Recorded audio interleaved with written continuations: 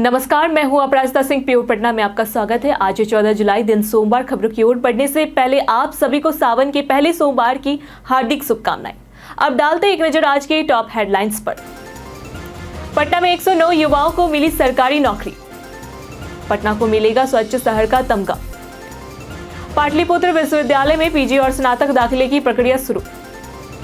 पटना से शुरू होगी हेलीकॉप्टर टूरिज्म सेवा, पर्यटन को मिलेगी नई उड़ान। नीतीश कुमार ने ताजपुर पुल प्रोजेक्ट में देरी पर नाराजगी जताई। चलिए अब बढ़ते हैं किस बड़ी खबरों की ओर विस्तार से। पटना में 109 युवाओं को मिली सरकारी नौकरी। बीते दिन प्रधानमंत्री नरेंद्र मोदी ने 16वें रोजगार मेले का वर्चुअल उद्घाटन किया, जिसके तहत देश भर में 51,000 से अधिक युवाओं को सरकारी नौकरियों की नियुक्ति पत्र मिली। पटना में केंद्रीय मंत्री सतीश चंद्र दुबे ने 109 अभ्यर्थियों को नियुक्ति पत्र सौंपे। चयनित अभ्यर्थियों को रेलवे, डाक, बैंकिंग, गृह मंत्रालय, सांस्कृतिक मंत्रालय, ईएसआईसी, एम्स और एनटीपीसी जैसे विभागों में नियुक्ति किया गया। कार्यक्रम में मौजूद नेताओं ने पारदर्शी भर्ती प्रक्रिया की सराहना की। नवनियुक्त युवाओं ने इसे जीवन का महत्वपूर्ण पड़ाव बताया और सरकार का आभार व्यक्त किया। पटना को मिलेगा स्वच्छ शहर का तमगा। स्वच्छता सर्वेक्षण 2024 में पटना को दूसरी बार राष्ट्रीय पुरस्कार के लिए चुना गया है। नगर आयुक्त अनिमेश कुमार प्रसाद ने बताया कि 17 जुलाई को विज्ञान भवन दिल्ली में होने वाले कार्यक्रम में पटना नगर निगम की टीम शामिल होगी। पिछले वर्ष पटना को 1 स्टार रेटिंग और कचरा मुक्त शहर का राष्ट्रीय पुरस्कार मिला था और देश भर में 25वीं रैंक मिली थी। इस बार 3 स्टार रेटिंग और शीर्ष 20 में स्थान मिलने की संभावना है। नगर निगम की मेहनत और सफाई कर्मियों की लगन से यह उपलब्धि संभव हो सकी। पाटलिपुत्र विश्वविद्यालय में पीजी और स्नातक दाखिले की प्रक्रिया शुरू। पाटलिपुत्र विश्वविद्यालय में एमए, एमएससी, एमकॉम और पीजी वोकेशनल कोर्स में दाखिले के लिए आवेदन प्रक्रिया शुरू हो गई है। छात्र 28 जुलाई तक आवेदन कर सकते हैं और 29 जुलाई तक सुधार की अनुमति है। पहली मेरिट लिस्ट 1 अगस्त को आएगी और कक्षाएं 22 अगस्त से शुरू होगी। स्नातक सत्र 2025 से 29 के लिए मॉप अप राउंड का आवेदन 16 से 18 जुलाई तक होगा। मेरिट लिस्ट 24 जुलाई को आएगी और सत्यापन 26 जुलाई तक होगा। कोटे की मेरिट लिस्ट 20 जुलाई को जारी होगी। गलत दस्तावेज मिलने पर नामांकन रद्द होगा। नीतीश कुमार ने ताजपुर पुल प्रोजेक्ट में देरी पर नाराजगी जताई। बीते दिन मुख्यमंत्री नीतीश कुमार ने पटना के ताजपुर पुल का अचानक निरीक्षण किया और 2014 से लंबित इस प्रोजेक्ट में देरी पर अधिकारियों को कड़ी फटकार लगाई। गंगा नदी पर बन रहा यह पुल बख्तियारपुर को समस्तीपुर से जोड़ेगा, जिससे यात्रा दूरी 60 किलोमीटर और समय 4 घंटे कम होगा। पुल बनने से पटना के प्रमुख सेतुओं पर भी यातायात दबाव घटेगा। मुख्यमंत्री ने भू अर्जन और धनराशि संबंधी रुकावटों की समीक्षा की और 2026 तक प्रोजेक्ट पूरा करने का लक्ष्य रखा। उन्होंने प्रोजेक्ट में जल्द गति लाने के निर्देश भी दिए। पटना से शुरू होगी हेलीकॉप्टर टूरिज्म सेवा, पर्यटन को मिलेगी नई उड़ान। पटना से जल्द ही हेलीकॉप्टर टूरिज्म सेवा की शुरुआत होने जा रही है, जो बिहार के पर्यटन को नई रफ्तार देगी। पहले चरण में पटना से गया, राजगीर, बोधगया और बेतिया के वाल्मीकि टाइगर रिजर्व तक हवाई सेवा शुरू होगी। इससे पर्यटक सड़क के बजाय 30 से 60 मिनट में हवाई मार्ग से इन प्रमुख स्थलों तक पहुंच सकेंगे। शुरुआत में 2 हेलीकॉप्टर लाए जाएंगे, जिनमें 5 यात्री सफर कर सकेंगे। इस पहल से न केवल समय की बचत होगी, बल्कि पटना को राज्य के टूरिज्म हब के रूप में भी नई पहचान मिलेगी।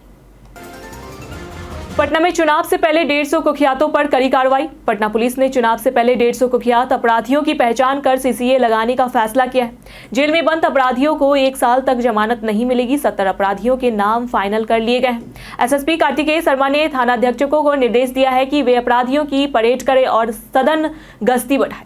भीड़भाड़ वाले इलाकों में चेक पोस्ट बनाए जाएंगे। 3 थानाध्यक्षकों को सुस्ती के लिए फटकार लगाई गई है। पुलिस का लक्ष्य है शांतिपूर्ण और अपराध मुक्त चुनाव कराना। पटना वासियों के लिए सावन का पहला सोमवार खास। सावन का महीना सिर्फ भक्तों के लिए अत्यंत पावन माना जाता है और आज 14 जुलाई को सावन का पहला सोमवार मनाया जा रहा है। पटना में श्रद्धालु इस दिन व्रत रखकर भगवान भोलेनाथ की विधिवत पूजा अर्चना करते हैं। इस दिन शिव जी की आराधना और आशीर्वाद पाने का शुभ अवसर होता है। पटना वासी अपने परिवार, दोस्तों और रिश्तेदारों को सावन की शुभकामनाएं भेजकर इस धार्मिक पर्व की खुशी साझा कर सकते हैं। सावन के पहले सोमवार की महत्ता के कारण पूरे शहर में आस्था और उमंग का माहौल देखा जाता है। एमसीसी की पहली काउंसलिंग जल्द शुरू। मेडिकल काउंसलिंग कमेटी एमसीसी ने नीट यूजी 2025 के आधार पर केंद्रीय विश्वविद्यालय एम्स, जेआईपी, MER, AFMC, ESIC आदि संस्थानों में MBBS व अन्य स्नातक पाठ्यक्रमों के लिए काउंसलिंग कार्यक्रम जारी किया है। पहली काउंसलिंग के लिए रजिस्ट्रेशन 21 से 28 जुलाई तक होगा, चॉइस फिलिंग 22 से 28 जुलाई तक और सीट आवंटन 29 से 30 जुलाई को किया जाएगा। रिपोर्टिंग 1 से 6 अगस्त तक होगी। दूसरा राउंड 9 अगस्त से शुरू होगा। छात्राओं को निर्धारित शुल्क देना होगा और पहले से रजिस्टर्ड अभ्यर्थियों को सुरक्षा राशि दोबारा नहीं भरनी होगी। खनन विभाग की कार्रवाई, 5 अपराधियों पर गिरी गाज। पिछले 2 माह में खनन एवं भूतत्व विभाग ने अनियमितता, अवैध खनन और भ्रष्टाचार के मामलों में भोजपुर, भागलपुर, बेतिया, वैशाली और लखीसराय के तत्कालीन खनिज विकास पदाधिकारियों पर विभागीय कार्रवाई की है। पटना का कोई अधिकारी इसमें शामिल नहीं है। दोषी अधिकारियों पर वेतन वृद्धि रोकने से लेकर पेंशन कटौती तक की सजा दी गई है। रंगदारी, लापरवाही और भ्रष्टाचार जैसे गंभीर आरोपों के चलते यह कार्रवाई की गई है। 4 घंटे में दिल्ली से पटना रूट और स्टेशन तय। दिल्ली से हावड़ा तक 1669 किलोमीटर लंबी बुलेट ट्रेन का रूट तय हो गया है, जिसमें पटना भी प्रमुख स्टॉप होगा। ट्रेन 350 किलोमीटर घंटे की रफ्तार से चलेगी और दिल्ली से पटना की दूरी महज 4 घंटे में तय करेगी। कुल यात्रा में 6.5 घंटे लगेंगे। रूट में दिल्ली, आगरा, कानपुर, अयोध्या, लखनऊ, वाराणसी, पटना, आसनसोल और हावड़ा शामिल है। बिहार में सर्वे पूरा हो चुका है और रिपोर्ट रेलवे मंत्रालय को सौंप दी गई है। पटना में 60 किलोमीटर का एलिवेटेड ट्रैक बनेगा। परियोजना 2 चरणों में पूरी होगी। दानापुर से बिहटा एलिवेटेड कॉरिडोर में तेजी। बीते दिन मुख्यमंत्री नीतीश कुमार ने दानापुर से बिहटा एलिवेटेड कॉरिडोर और SDRF मुख्यालय का निरीक्षण किया और निर्माण कार्य में तेजी लाने का निर्देश दिया। यह 25.08 किलोमीटर लंबी 4 लेन परियोजना 1969.39 करोड़ रुपए की लागत से बनाई जा रही है, जो दानापुर से कोइलवाड़ ब्रिज तक कनेक्टिविटी देगी। वर्तमान में परियोजना 30.07% पूरी हो चुकी है। मुख्यमंत्री ने SDRF मुख्यालय में बन रही सुविधाओं जैसे प्रशासनिक भवन, प्रशिक्षण केंद्र, स्विमिंग पूल और सोलर पैनल की व्यवस्था की भी समीक्षा की और जल्द निर्माण पूरा करने को कहा। पटना में 400 युवाओं को मिला रोजगार। पटना में बिहार कौशल विकास मिशन द्वारा आयोजित मेगा जॉब फेयर 2025 के दूसरे दिन 2031 प्रतिभागियों में से 400 से अधिक युवाओं को विभिन्न कंपनियों में नौकरी मिली। मेला 15 जुलाई तक चलेगा, जिसमें L&T, जोमैटो, मुथूट फाइनेंस जैसी 80 से अधिक कंपनियां भाग ले रही है। राज्य भर के युवाओं ने QR कोड से रजिस्ट्रेशन कर भाग लिया। महिला प्रतिभागियों के लिए पिंक बस सहित निःशुल्क बस सेवा भी उपलब्ध है। मेला युवाओं को रोजगार के साथ साथ कैरियर मार्गदर्शन और कौशल विकास का अवसर भी प्रदान कर रहा है। पटना मेयर के घर आधी रात छापेमारी। पटना नगर निगम की बैठक के बाद विवाद गहराता जा रहा है। बीते शनिवार रात 1:30 बजे पुलिस ने महापौर सीता साहू के आवास पर उनके पुत्र शिशिर कुमार के खिलाफ प्राथमिकी के सिलसिले में छापेमारी की थी। आरोप है कि निगम बैठक में शिशिर ने मारपीट व गाली गलौज की थी। छापेमारी के दौरान स्थानीय लोगों और व्यापारियों ने विरोध किया और प्राथमिकी की कॉपी मांगने पर पुलिस ने नहीं दिखा।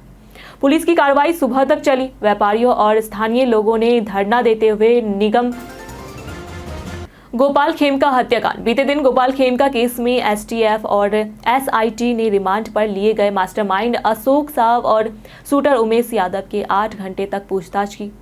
पूछताछ में हत्या की वजह, जमीन विवाद और अन्य सहयोगी की भूमिका पर फोकस रहा। अशोक साव और खेमका के बीच मनमुटाव लंबे समय से चला आ रहा था। पुलिस ने जमीन से जुड़े कागजात और इलेक्ट्रॉनिक साक्ष्य जब्त किए। उमेश यादव और पूर्व में कोई मामला दर्ज नहीं हुआ था, फिर भी उसकी पृष्ठभूमि खंगाली गई। पुलिस को शक था कि हत्या में 4 से 5 और लोग शामिल थे। सीएम नीतीश का 2025 से 2030 प्लान। मुख्यमंत्री नीतीश कुमार ने 2025 से 2030 के बीच 1 करोड़ युवाओं को सरकारी नौकरी और रोजगार देने का लक्ष्य तय किया है। उन्होंने कहा है कि 2020 से 25 के लक्ष्य को दोगुना किया जाएगा। अब तक 10 लाख युवाओं को नौकरी और 79 लाख को रोजगार दिया जा चुका है। भविष्य में औद्योगिक क्षेत्रों में भी अवसर बढ़ाए जाएंगे। युवाओं को स्वरोजगार से जोड़ने के लिए कौशल विकास कार्यक्रम को विस्तार मिलेगा और जननायक कर्पूरी ठाकुर कौशल विश्वविद्यालय की स्थापना की जाएगी। इसके लिए उच्च स्तरीय समिति का गठन किया जा रहा है। पटना में हीट वेव की बढ़ती गंभीरता। Central university of south Bihar और मौसम विज्ञान केंद्र के शोध से पता चला है कि 2000 के बाद पटना में हीट वेव अधिक बार और लंबे समय तक रहने लगी है। 2010 का दशक सबसे गर्म रहा, जबकि 2019 में तापमान कई बार 45 डिग्री सेल्सियस पार कर गया।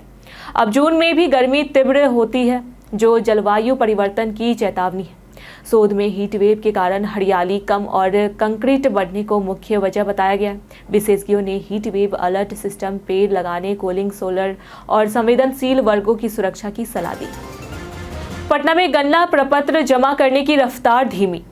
पटना समेत बिहार के नगर निकाय क्षेत्र में गन्ना प्रपत्र जमा करने की दर करीब 65 से 75% है। मुख्य निर्वाचन पदाधिकारी विनोद सिंह गुंजियाल ने मतदाताओं से शीघ्र प्रपत्र भरकर जमा करने की अपील की। जिनके पास दस्तावेज नहीं है, उनका फिजिकल सत्यापन किया जाएगा और सही पाए जाने पर नाम मतदाता सूची में शामिल होंगे। गन्ना प्रपत्र ऑनलाइन या बीएलओ से प्राप्त किया जा सकता है। दस्तावेज न होने पर भी 25 जुलाई तक प्रपत्र जमा करना अनिवार्य है, जबकि दस्तावेज 1 अगस्त से 1 सितंबर के बीच दिए जा सकेंगे। पटना में वोटर लिस्ट में बड़ा झोल। पटना में मतदाता सूची के विशेष गहन पुनरीक्षण एसआईआर के दौरान चुनाव आयोग ने चौंकाने वाला खुलासा किया है कि बूथ लेवल अधिकारियों को नेपाल, बांग्लादेश और म्यांमार के कई लोग मिले। 1 अगस्त को जारी होने वाली प्रारूप सूची में नाम न होने वाले लोगों अपने दस्तावेजों के साथ अपील कर सकते हैं। अंतिम मतदाता सूची 30 सितंबर को प्रकाशित होगी। सत्यापन के लिए पासपोर्ट, जाति प्रमाण पत्र, एनआरसी, शैक्षणिक प्रमाण पत्र, स्थायी निवास प्रमाण पत्र जैसे दस्तावेज जरूरी होंगे। बिहार के आंगनबाड़ी केंद्रों में प्ले स्कूल जैसी व्यवस्था। बिहार के आंगनबाड़ी केंद्रों को अब पोषण के साथ साथ प्रारंभिक शिक्षा का केंद्र भी बनाया जा रहा है। अगस्त से शुरू होने वाले इस बदलाव में हर केंद्र पर बच्चों के लिए 3 कक्षाएं होंगी, हाजिरी बनेगी और स्कूल जैसा माहौल मिलेगा। बच्चों को आयु वर्ग अनुसार बांटकर शिक्षा दी जाएगी। प्रत्येक केंद्र को 1000 से 3000 तक की राशि मिलेगी। बैठने की व्यवस्था, किताबें, नोटबुक, खिलौने, कठपुतली, किचन सेट व पजल गेम जैसी सुविधाएं मिलेगी, जिससे बच्चों में पढ़ाई की रुचि बढ़ेगी और बौद्धिक विकास होगा। मतदाता सूची पुनरीक्षण में लापरवाही। पटना के पालीगंज अनुमंडल में मतदाता सूची के विशेष सघन पुनरीक्षण कार्य में लापरवाही बरतने पर 35 बीएलओ और 26 बीएलओ पर्यवेक्षकों का एक ही दिन में वेतन रोक दिया गया। इसके साथ ही सीईओ श्वेता कुमारी, राजस्व पदाधिकारी अंजलि रानी समेत कई अधिकारियों से स्पष्टीकरण मांगा गया है। समीक्षा के दौरान पाया गया कि अपेक्षित प्रगति नहीं हुई है। संबंधित अधिकारियों के खिलाफ बिहार लोक प्रतिनिधित्व अधिनियम के तहत कानूनी और विभागीय कार्रवाई की जाएगी। यह कदम निर्वाचन कार्य में लापरवाही पर सख्त चेतावनी के रूप में देखा जा रहा है।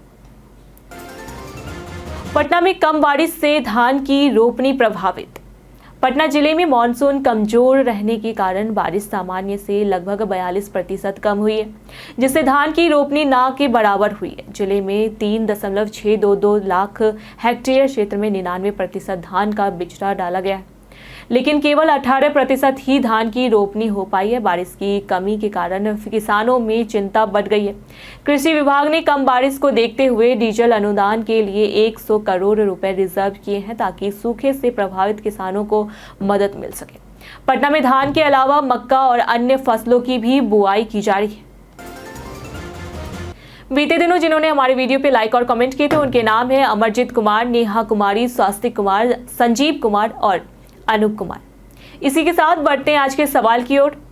सावन के दौरान पटना के मंदिरों में भक्तों की भीड़ और आयोजन को लेकर आपकी क्या राय है? आप अपना जवाब हमें हमारे कमेंट सेक्शन में लिखकर जरूर बताएं। आज के लिए फिलहाल इतना ही। पटना की तमाम खबरों के साथ बने रहने के लिए देखते रहे प्योर पटना। साथ ही अगर आप यूट्यूब चैनल पर देख रहे हैं तो चैनल को सब्सक्राइब करें। अगर आप फेसबुक पेज पर देख रहे हैं तो लाइक और फॉलो करें।